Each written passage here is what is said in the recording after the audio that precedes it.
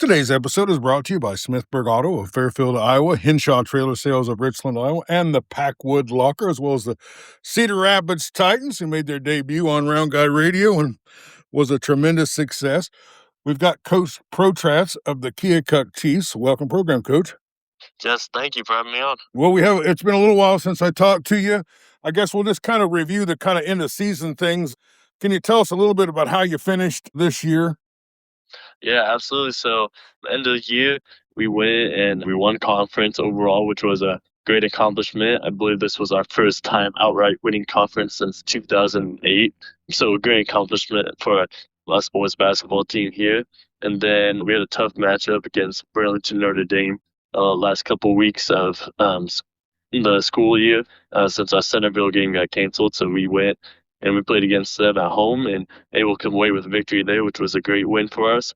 And then was tested at Fort Madison and was able to come out there with a good win. And then the final game of the year was against Quincy Notre Dame, which was a pretty good team, which we had a tough matchup on. But that was kind of how we ended up the regular season right there.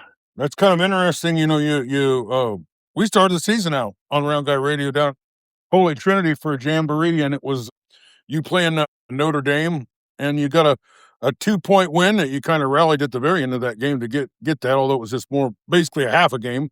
And then near the end of the season, you did the rematch, and I think you got a 2-point win there too, didn't you? Yes, we sure did. It was, same exact result at the end, which is kind of funny. Well, yeah, it was a complete circle, I guess. Well, Burlington, Notre Dame, and Washington and you are the only three teams I cover that are left.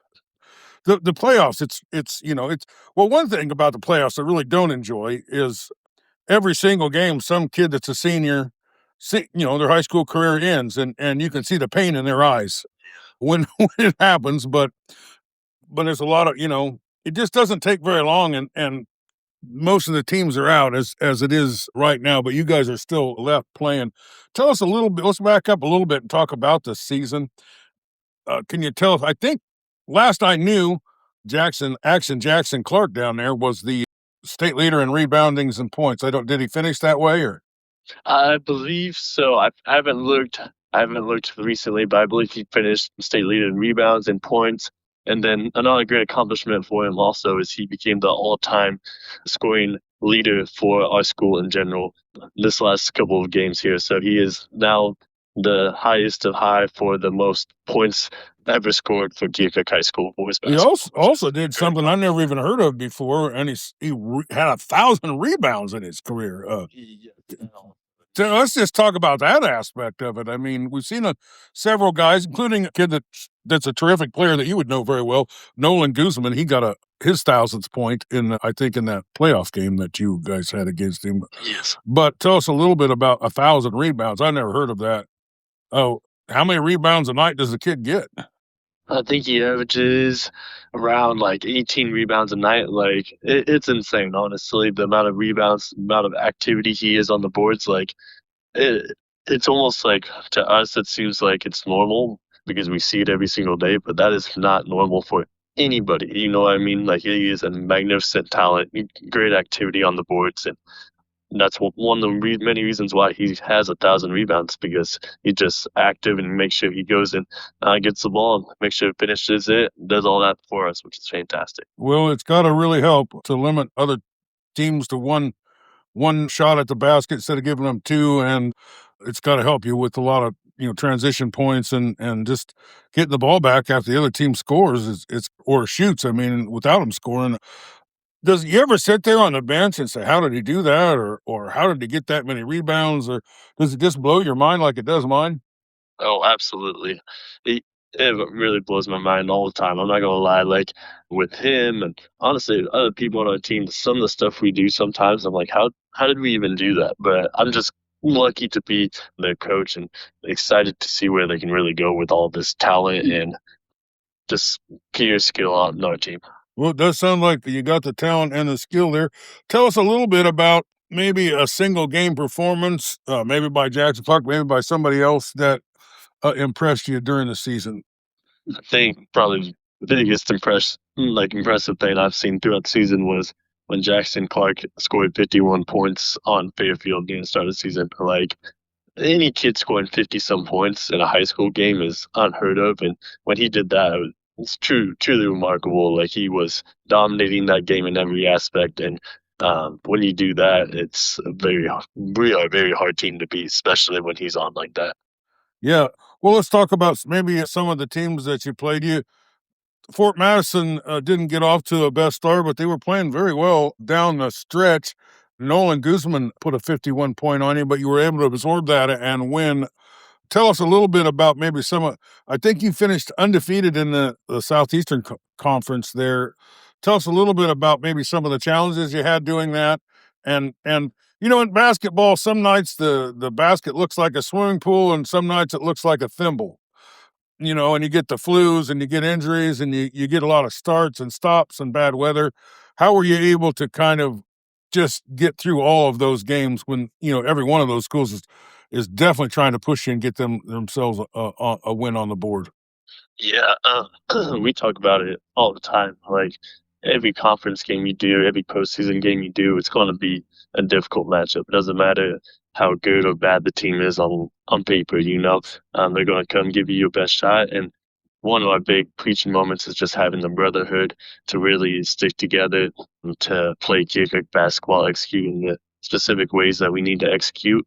And when they do that, and when they did do that against all the conference teams, they were able to come away with lots of wins and being able to just be adaptable to, like what you said, weather and different cancellations, sickness we've had. So it's just been working through all that, staying positive, and just getting excited to go play another basketball game, because you only get so many games a year, and then pretty soon you're a senior, like you said, and you're about to leave. So just making sure you just make the most of it. And I think these boys have really made the most of it, and given it that they're all so far this season. All right. Is there an aspect of the game, you know what I mean? I'm talking free throw shooting, inside shooting, outside shooting, passing, turnovers. Is there an aspect of the game that you improve the most on from the beginning of the season to the end of the season? I think overall, for in general, I think handling like pressure and figuring out the best way to play basketball has been the biggest improvement. We've seen up and downs, but like our turnover margin from the start of the season to the end of the season has got a lot better. I wish it's gotten even more better, but that's just me being the coach. Overall, though, they're doing a great job, and they're working really hard for us, and they're just working and doing these things to get better at the 3-point shooting, free throw shooting. It doesn't always show up in the box score like that, but it definitely has shown a huge improvement in many of those aspects, just to really go and figure out how to win games. Well, we named the all-around guy team, and of course, Jaxon Clark there is certainly on it. But we also was giving some coaching awards out, and we gave you the first year coach of the year. Tell us a little bit about your year and how you grew, and maybe some of the ways you might be a better coach now than you were at the beginning. Yeah, well, first off, thank you. I appreciate it. And then just, going in first year head coach and ideas that I want to work with and how to talk to players and do specific things. And it wasn't always right. Not saying it was bad, but there could have been better ways to do it. And I think growing up and talking to them about personnel on a team, how to talk to certain players, how to really motivate certain players, and to get them what they need to be able to succeed has, for me, I feel like I've done a little bit better job at. Or as a coaching staff, I feel like we've done a better job at just making sure that they are as prepared as possible, and we give them all the tools necessary to succeed. And if they do that, they use that, execute, then they can execute, and they've done a pretty well job at that throughout the season. All right. Well, you got a lot of players that aren't Jaxon Clark on your team. Can you go over some of the ways these other guys contributed to this outstanding season? Yeah, just talking about our first starting five. Excuse me. Um, Point guard Antonio, yeah, Crockett, he gets flat out after it. I think he averages almost 5, 6 rebounds a game because he's just everywhere on the floor. Kid doesn't always show it on the stat sheet, but he is everywhere on the floor, giving us those second opportunities when we really need it. Runs the show point for us as a point guard. Magnificent. Couldn't do without him. Then my two other guards that started, Lincoln Ray and Kyler Bielman, their confidence has definitely gone up throughout the season. Their shooting's gone better, and how they attack the rim has gotten way better too, which has really helped us. And they've always been tremendously defensively. They've just really grown into that role and just get after it. Then the other one, Jackson's younger brother Jalen, really has grown into a role of scoring a little bit more, looking to see what he can do on the offense side of the floor. And defensively too, he's actually gotten a lot better at getting to help side and doing specific things like that. Then also going on to my bench, can't miss. I'm talking about Chase Smith, high flyer, man. He can dunk the ball wherever he wants to, and he's gotten more confident too with knocking down his shots, attacking the rim. Even defensively, he's getting there to the right spots and getting over to help. And then the two other guys that really come off the bench for us, Kurt Joy. He's a defensive menace, and he's done an excellent job on offense too, getting better to his spots, being more in control, relaxed, and finding the right guys. And then Ryder also, he comes in, runs point guard for us a little bit. Defensively, gives effort out of this roof, and he's going to do anything he can for us to help us win, which is tremendous. Like, they all just want to go and give us opportunities to win, and that they continue to do that. It's a good deal for us. Well, because of where you located, you get an opportunity to play not only some of the best teams in Iowa, but you get to play some teams in Illinois and some teams in Missouri along the way. Tell us, I mean, like, you played a really great team in Pella that had a lot of big kids that really came to the rim all the time. Jaxon Clark played very well in that game. Talk about maybe some of the Iowa teams that you played and some of the Illinois and Missouri teams that you played that you think, non-conference games that may make you a little tougher and a little readier for the playoffs. Oh, absolutely. So Pella at the start of the season was probably the biggest one to really open our eyes, be like, all right, this is where we need to get to be able to win games in the playoffs and to win in the postseason. So looking back at that team after they took it to us mainly in the fourth quarter, I was like, all right, this is what we can get to. We know we can play with them. We just got to be able to do specific things, whether it was cleaning up turnovers, running through our offense, executing those items easier. And that was a big turnaround because then we went on a nice little run. And then we went down and played in a Missouri tournament where we lost to a pretty good Palmyra team also. And they there's no shot clock down there, so they did a lot of just executing what they're going to do offensively. And if they don't have the shot they want, they'll go execute again. And that was a tough defensive stand for us. And we really showed growth in that game of not giving up and making it hard till the very end with our defensive presence, even though they were going to just run what they were going to run.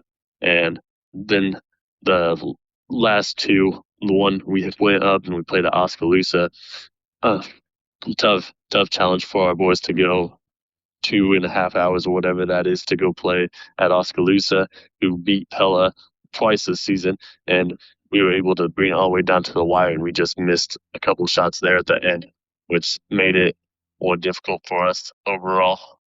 All right. Well, tell me. Go ahead. I'm sorry.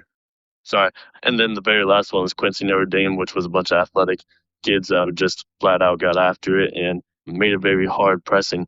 That's why. So it was a good challenge, and from each game we took away something meaningful and important, so that we'll continue to use and motivate ourselves throughout this postseason. All right. I was wondering, some of your road trips, like Pella and Oskaloosa are long drives, but hell, Washington and Fairfield are long drives for you. Was there any of the games that you played out of state that were shorter trips than some of the trips that you took in state? Oh yeah, I guess I really don't know out of state. Like, it was a little bit shorter. The tournament we played in was roughly about an hour away, and then down at Quincy Notre Dame at the pit, it was about 45-ish minutes away. I think those were our only out of state games this season, if I can remember right. But yeah, it was a little bit shorter, and like we played West Hancock at home, which is usually just right across the river if we go play over there. It's a nicer drive and easier for the boys to just be prepared. Like, those long road trips are hard to be prepared and ready to go. So definitely helps for sure to have those type of opportunities. All right. Yeah, because some of them games that you played against out of state teams probably were in Keokuk too. Well, let's talk a little bit about this game you played with Fort Madison. Let's go back to the game you played just before the end of the season with Fort Madison, and they played very, very well. You kind of outscored them somehow. So that was a fairly high scoring, close game. But in the playoffs, it looks like you made some adjustments and you didn't hold them. You held them down to a lot less points in that rematch. What did you do different, and why did you have that success in the first round of the playoffs? Yeah, like the main difference really was our defense presence the first time we played them was not there. We didn't really guard the dribble handoff well. We didn't get to middle of the paint to get the help side. We just didn't do well overall defensively when we were up at Fort Madison. We made those adjustments, so we talked about it at practice. We went over it. We drilled specific things, and of course, we had to make it more difficult for Nolan Guzman to score because kid's a great talent. He can do just about anything with the basketball. Great skill, and overall, we just had to make sure to shut him down. So we had to make sure to face guard him, try to deny him ball a little bit, and make it as difficult as possible for him. And we executed that extremely well here at home, especially in the first half. And when we did that, it was we just did about anything offensively because we got great offensive talent. And defensively, when they played like that, our defense turned into offense, and well, we look really good then. So when we do that, that's what happens right there. Okay. Well, let's kind of go over that first playoff win. It seems like you were very prepared. You got a nice win. You seemed like you took a pretty consistent approach through the whole game and kept expanding your lead. Tell us about a little bit about the kind of apex of that game and maybe some statistical leaders and what kind of momentum that's going to carry you into the next game. Yeah, so we started off the game hot. We were making sure we stopped them defensively, and then we were just turning that into offensive points. I believe Jaxon had 37 points that game, which is fantastic. He was doing everything. He was getting inside. He was making shots down low, and then also bringing it out, knocking down threes. I think he hit three threes right in a row in the game, which is a huge demoralizer to any team, but especially when a big guy like that just steps on out, knocks down three threes, and you right in front of you guys. Like that's detrimental for any team that goes against that. So that was probably a big turning point. He was fantastic, but so was also all of our other players. Like talking about defense, Kurt Droy, Kyler Bielman, Antonio Crockett, they were tasked with guarding Nolan Guzman a lot of the times, and they did a fantastic job, especially in the first half, really making it so it was difficult for him to score the basketball whatsoever. And when they did that, it turned into our own offense. And I believe, other than Jaxon, I believe everybody else scored around 7, 8, 9 points because everybody was just getting involved in the action. And when they get involved in that type of action, like we are an extremely difficult team to beat, and that was what was shown. Well, you were hot that night, and you're going to need to stay hot. Tell our listeners who you're going to play in the next round. Yes, we will go up and we'll play Center Point Urbana tomorrow night at 7. They're a pretty excellent team there. You got a lot of height. They can really shoot the ball. Lots of athletic kids. It should be a fun matchup for us. Okay. Well, Scotty Melvin tells me they got a lot of height. He says they got more height on the bench than most teams have on the floor. They got a lot of, they may not have Jaxon Clark height, but they got 6'5", 6'4" guys everywhere. I don't know if you had a chance to look into them much, but what kind of scouting report can you give us about this team you're about to play? Yeah, like you said, one, they're really tall. Two, really athletic, like to drive to the middle of the floor, try to make baskets happen. They're really smart with the ball too. They'll make the right passes. They like to shoot threes and not like to knock them down. And defensively, they're a really good help defense of a team. They like to get to the right spots, make it hard on anybody to drive, and we're going to have to execute very well to make sure that we come out with a win tomorrow. Okay. Is there going to be a chance to see this on YouTube, or is there a broadcast of this game that people can follow it on? I do not believe so. I'm unsure, honestly, because lots of times somebody has to pay through the state to make sure that it gets broadcasted. I do know, though, that there will be some radio probably going.